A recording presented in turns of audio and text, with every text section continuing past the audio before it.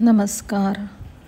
आज आपण बघणार आहे गोळा भात किंवा मुटका भात. हा एक भाताचा प्रकार अतिशय चविष्ट असतो, रुचकर असतो. तर मी हे 1 वाटी तांदूळ आता इथे भिजवून ठेवले आहेत. चांगले लांब तांदूळ म्हणजे बासमती, मोठा बासमती, पूर्ण बासमती असं म्हणू आपण. आता मी इथे हे पाणी त्याला उकळण्यास ठेवलं आहे. 2-2.5 वाट्या पाणी ठेवलं आहे उकळायला. आता हे आहे डाळीचं पीठ घेतलं आहे, हरभरा डाळ पीठ. त्याच्यामध्ये टाकलं आहे मीठ आणि काही मसाले टाकायचे आहेत, जसं की तिखट टाकलं आहे. त्याच्यानंतर जिरेपूड आहे, धणेपूड, हिंग,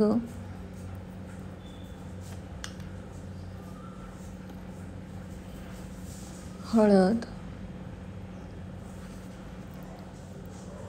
आणि दही टाकलं आहे. याच्यामध्ये तेल टाकलं आहे. तेलाचा वापर जरा जास्त करायचा आहे पिठामध्ये. ओवा टाकला आहे, जिरेही टाकलेत, कोथिंबीर टाकली आहे आणि आता हे आपण हाताने भिजवून घ्यायचं आहे. हे छान व्यवस्थित भिजवून घ्यायचं आहे. लागल्यास आपण तेलाचा वापर करायचा आहे. आता हे पाणी साधारण ह्याला उकळी येणार आहे. याच्यात मीठ टाकलं आहे, हळद टाकली. मी थोडंसं पाणी जास्त ठेवलं होतं, कारण की आपल्याला नंतर त्याच्यामध्ये मुटके शिजवायचे आहेत, म्हणून थोडं पाणी जास्त ठेवलं होतं. हिंग टाकलं आहे.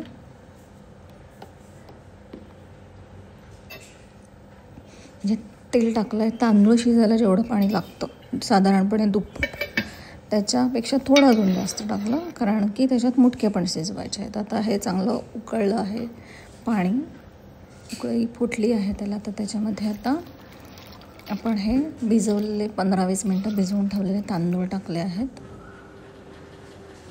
आणि इकडे मी या बाजूला आता हे गोळे किंवा मुटके करायला घेतलेत. हे पीठ जरा जास्त ओलसर होतं, त्यामुळं मी आधी हे चमच्याने असे करून ठेवले त्याचे भाग, आणि नंतर मग आपण आता हाताने त्याचे गोळे किंवा मुटके असे तयार करून घ्यायचे. हे जे आहे हा मुटका म्हणतात त्याला, आणि आपण गोलगोल केले तर ते होतात गोळे.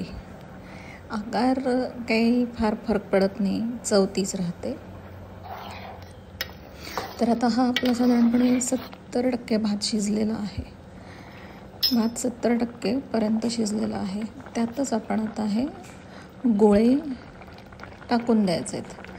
आणि ते गोळे म्हणजे थोडेफार तांदळाखाली जातील या पद्धतीनं ते टाकायचे आहेत. भातही फार हलवायचा नाही आहे आणि गोळेही फार हलवायचे नाहीत. ते बघा, मी हे आता सगळे गोळे टाकून घेतलेले आहेत अशा प्रकारे. आणि थोडासा भात आपण ह्याच्यावरती टाकून दिला आहे. थोडं पाणी शिल्लक आहे, तुम्ही बघू शकता भातामध्ये. जास्त पाणी टाकायचं नाही आहे, नाही तर मग सगळे खीर होऊन जाईल. तर मग हे आता असं आपण 5 ते 7 मिनटं झाकून ठेवायचं आहे. आणि मग हे आता आपण उघडलं आहे. छानपैकी भातही शिजला आहे आणि हे पण शिजलं आहे, गोळेही शिजलेत. तर आता हा त्याची पुढची स्टेप, ती म्हणजे आपण फोडणी करून घ्यायची. ह्याच्यामध्ये 3-4 स्टेप आहेत.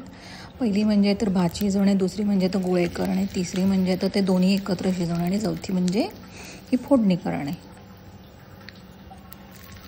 तर ह्याच्यामध्ये मी टाकलं आहे फोडणीचं साहित्य. ह्याच्यामध्ये आवर्जून आपण लसूण टाकायचं आहे, हिंग टाकायचं आहे, त्यानंतर जिरे टाकले आहेत, आणि ही सुकी मिरची टाकली आहेत. तुम्हाला जास्त हवे असतील तुम्ही जास्त टाकू शकता. हे मी 2 टाकलेले आहेत मिरच्या. लसूण फार तळून घ्यायचा नाही आहे, असा तांबूस झाला की बंद करायचं आहे, नाही तर मग ते कडवट लागतं सगळं. आता हा भात आपला तयार झाला आहे. आता आपण याचं प्लेटिंग करूयात. तर मी इथे भात वाढला आहे, शेजारी काकडी आणि हे आहे अळूची वडी. तर भात वाढून झाल्यावर त्याच्यावर ही फोडणी आपण चमच्याने वाढायची आहे. त्याच्यातच लसूण पण टाकायचं आहे. As and Wien and how it is required आपण टाकायचं आहे. ही मिरचीही ठेवली आहे. तर खाताना हे सगळं आपण चुरून आणि एकत्र करून खायचं आहे. मिरची, लसूण हे फोडणीचं ताक केलेलं आहे. तर अशा प्रकारे हा आपला असा फक्कड बेत झालेला आहे गुळा भात किंवा मुटका भाताचा अतिशय टेस्टी लागतो. तर तुम्ही चॅनलला सबस्क्राईब करा, व्हिडिओ आवडला लाईक करा. थँक्यू.